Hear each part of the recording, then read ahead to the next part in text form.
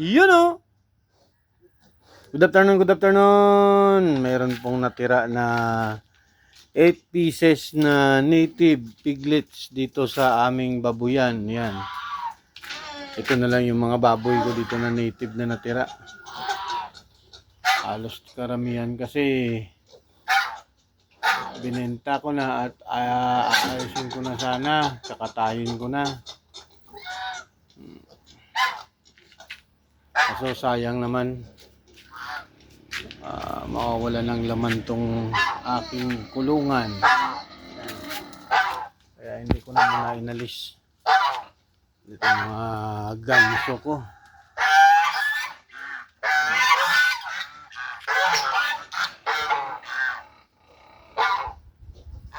Dalawang lalaki at 5 babae na ganso. Yan yung dalawa naglilimlim.